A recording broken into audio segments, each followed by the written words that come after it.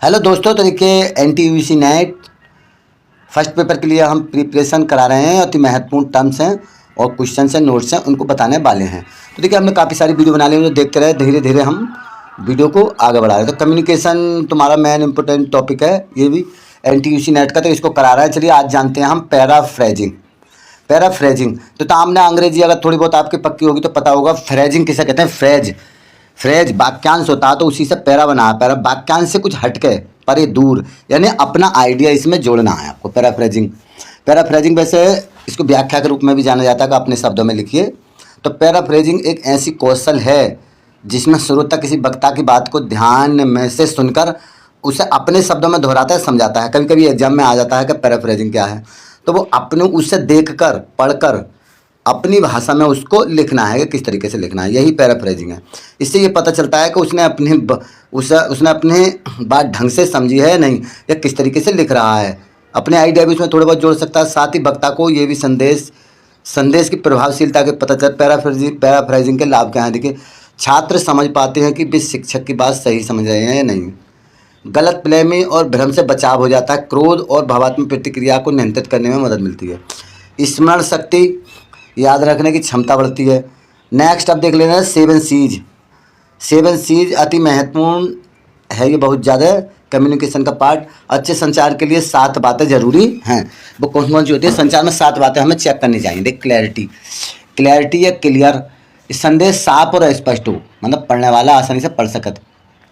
और संक्षिप्त हो, मतलब कंसाइज हो, संक्षिप्त हो, बात छोटी और सीधे मुद्दे पर हो। कंक्रीट कहते हैं ठोसता, जो हमें दिखती हो। ठोस हो, संदेश तथ्यपूर्ण और ठोस हो, ये नहीं हम किसी बात को घुमा फिरा करें।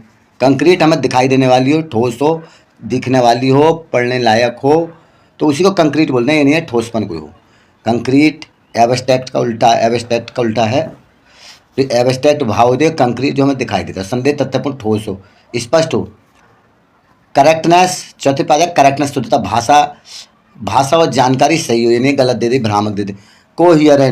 कोहियरेंट कहते हैं सुसंगत, यानी एक के बाद दूसरा आइडिया आना चाहिए कि क्या हमें कहना है, उसके बाद क्या आना चाहिए, नहीं शुरू की बात कह के एंड कर दिया। नेक्स्ट, विचार आपस में जुड़े हो, क्रमबद्ध हो। कंप्लीट, पूर्णता हो। पूर्णता मतलब कंप्लीट, पूरी हो। संदेश पूरा हो, अधूरा ना हो, यानी संदेश हमारा अधूरा रहेगा तो हमारी पूरी बात समझ में नहीं आएगी। तो इसी को 7 C's बोलते हैं। नेक्स्ट, कोर्टियस, विनम्रता, यानी कोर्टियस हमें भावश्रेष्ठ और आदरपूर्ण हमारी भाषा होनी चाहिए, या कोई भाषण होना चाहिए। यही 7 C's हैं। Clarity, concise, concrete, correctness, coherent, complete, courteous, विनम्रता। तो ये 7 C's है। और नेक्स्ट देखते हैं क्या है इसमें। संचार से जुड़े कुछ महत्वपूर्ण अपने शब्द हैं। समकालिक क्या होता है? देखिए, सिंक्रोनस मीडिया, सिंक्रोनी आपने पढ़ा होगा। सिंक्रोनी, एक साथ मौजूद। अरे अंग्रेजी में पढ़ा था सिंक्रोनी का मतलब सिंक्रोनी और डायक्रोनी। सिंक्रोनी और डायक्रोनी दोनों पढ़े होंगे तो आपको पता होगा। सिंक्रोनी मतलब सिंक्रोनी, एक सुर में लाना, एक सुर में मतलब एक ही जगह प्रोना, एक साथ साथ रखना कह सकते हैं। तो सिंक्रोनी डायक्रोनी अब देख सकते हैं, इसमें अलग अलग है। मतलब एसिंक्रोनिक अलग है, मैं इंग्लिश के टर्म बता रहा हूँ। सिंक्रोनी डायक्रोनी इसमें अलग है सब वही। देखिए, जिसमें संदेश भेजना प्राप्त करना हो एक ही समय पर होता है। उदाहरण, लाइव टीवी प्रसारण, जब भी लाइव प्रसारण होता है, जब भी आप मौजूद होते हैं, देख रहे होते हैं उसे।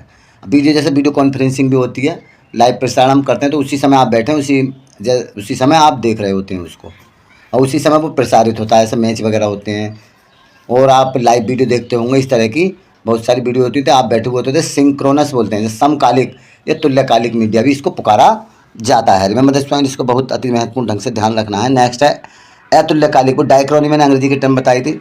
Study of through time, study in time कह सकते हैं। Study through time, study in time, तो वो डायक्रोनी सिंक्रोनी अंग्रेजी की टर्म है, उसे हम बताएंगे अगर इंग्लिश के स्टूडेंट को आप। देखिए, अतुल्यकालिक मीडिया, एसिंक्रोनस, इसका मतलब है ए लगाने से ना की मीनिंग में निकलता है, जिसमें संदेश भेजने व प्राप्त करने का समय अलग अलग होता है। उदाहरण जैसे रिकॉर्डेड वीडियो, ईमेल, डाउनलोड की वीडियो, लेक्चर आदि होते हैं। इसमें व्यक्ति अपनी सुविधा के अनुसार बाद में जब कहीं भी चाहे कभी भी देख सकता है। 1 घंटे बाद हम तो बाद में देख लेंगे। अब देखता है टाइम शिफ्ट। टाइम शिफ्ट क्या होता है? किसी कार्यक्रम को रिकॉर्ड करके बाद में देखने सुनने की प्रक्रिया टाइम शिफ्ट होती है। किसी कार्यक्रम है, मान लीजिए आप उसे, वो तो रिकॉर्ड होती है, रिकॉर्डेड पहले से क्या होती है, मगर इसमें उसी तरह का है, एसिंक्रोनिक की तरफ का है कि एसिंक्रोनिक रस, तुल्यकालिक मीडिया। तो इसमें होता क्या है इसमें कार्यक्रम को आप रिकॉर्ड कर लेते हैं, मान लिया अपने मोबाइल में रिकॉर्ड कर ले, मैं एग्जाम्पल बोलूँ, यार आप नहीं देख रहे, आप रिकॉर्ड कर लेते हैं, बाद में देख लेंगे। तो किसी कार्यक्रम को रिकॉर्ड करने के बाद मैं देखने सुनने की प्रक्रिया को टाइम शिफ्ट कहते हैं। जैसे पर्सनल वीडियो रिकॉर्डर PVR होता है, कार्यक्रम रिकॉर्ड करने के बाद में देखना। कभी कभी टीवी में पर्सनल रिकॉर्डिंग हम लगा देते हैं, आप उस समय नहीं हो, आपके बच्चों ने जो है ये जो लगा दिया रिकॉर्डिंग, तो आप शाम को देख सकते हैं, शाम को पापा आएंगे भी देख लेंगे। तो इसको टाइम शिफ्ट बोला जाता है। तो बहुत से टीवियों में आजकल ये आ रहा है पर्सनल वीडियो रिकॉर्डर। और जैसे मोबाइल पे भी आते हैं, जैसे अपनी स्क्रीन रिकॉर्डर है, तुम वीडियो बाद में कोई बच्चे देख रहे हैं, हमारे साथ रिकॉर्ड का टॉपिक आएगा, उससे कोई भी स्क्रीन रिकॉर्ड कर सकते हैं। नेक्स्ट है अभिसरण। देखिए सर्वेलेंस, जैसे सर्वेलेंस तुमने आपने सुना होगा ये वर्ड, सर्विस लॉन्च, तो सर्विस लॉन्च सर्वेलेंस होता है। सर्वेलेंस का मतलब निगरानी, जैसे कोई फ़ोन खो जाता है किसी सर्वेलेंस पे लगा देते हैं, तो वही सर्वेलेंस है ये। मीडिया एक कार्य समाज में हो रही घटनाओं, मुद्दों और गतिविधियों की जानकारी लोगों तक पहुंचाता है। क्या कहता है?